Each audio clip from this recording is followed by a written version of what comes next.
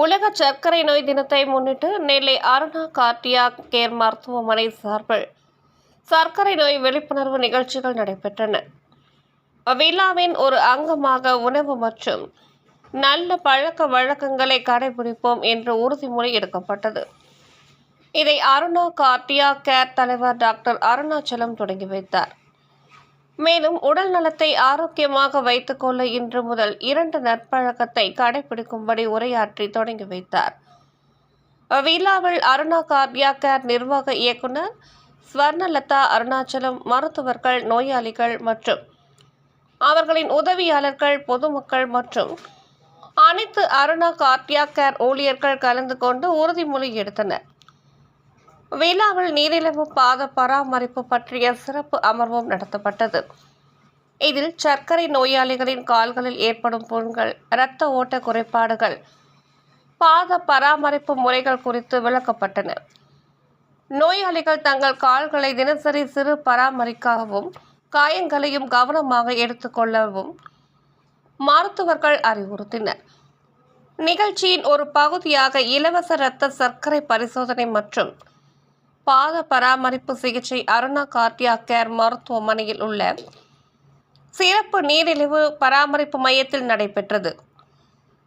மேலும் ஆரோக்கிய ஆலோசனை, விளையாட்டுகள், வினாடி வினா போட்டி மற்றும் ஆரோக்கியமான உணவு வழிகாட்டல் கண்காட்சி நடத்தப்பட்டன.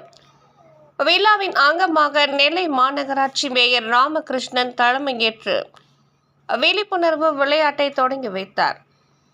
அருணா கார்டியாக் கேர் மருத்துவமனை தன்னலமற்ற மக்கள் சேவை மற்றும் விழிப்புணர்வு நிகழ்ச்சியை பாராட்டினர்.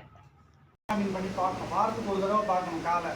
அதான் காலை பார்த்தாச்சுன்னா யோகம் அப்படின்னு சொல்லி நம்ம அங்கெல்லாம் பார்க்க ஆரம்பிச்சிடும். அதுக்கப்புறமா புண்ணு வரக்கூடாது. இந்த இதை மாட்டிட்டு இந்த நியூரோ ஸ்டிமுலேஷன் கொடுத்தோம்னா அந்த உணர்ச்சிகள்லாம் நல்லா கொஞ்சம் தூண்டப்பட்டு காணிக்கா டெய்லி ஒரு 20 மினிட்ஸ் ஒரு மாதம் வந்தாங்கன்னா சில பேருக்கு அந்த பெயின் நல்லா கண்ட்ரோல் ஆகும்.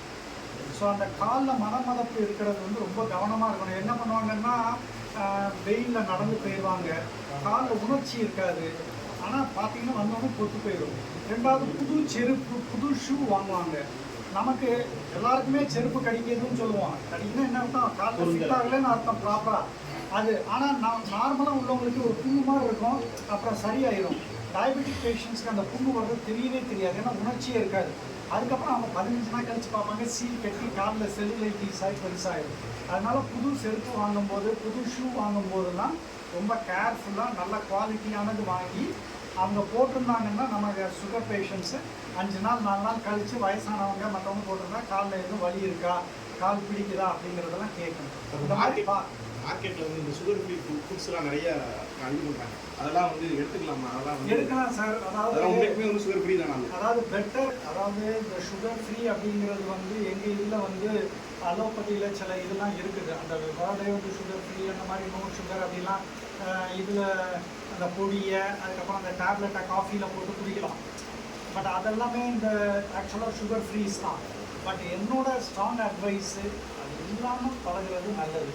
ஆனால் சில இது சொல்கிறாங்க இல்லையா, இந்த சில பேர் என்னது சிறுதானியங்கள், உருண்டைகள், சில இனிப்புகள் பயன்படுத்துறதெல்லாம் அது வந்து அக்செப்ட் பண்ணிக்கலாம், நம்ம ஒன்றும் ப்ராப்ளம் கிடையாது. பட் இந்த காஃபியில் போட்டு குடிக்கிற இந்த சுகர் ஃப்ரீஸ் அது வந்து ஓகே, அது ரியல் சுகர் ஃப்ரீஸ் தான். பட் அதையும் இல்லாமல் குடிச்சு பழகுறது ரொம்ப நல்லது. 2 ரீசன் என்னென்னா, நமக்கு வெயிட் நல்லா குறையும். ஸோ அது இன்டெரக்டாக இன்சுலின் சென்சிட்டிவிட்டியும். சார் வயசு 40 ஆகுது, ஆனால் சுகர்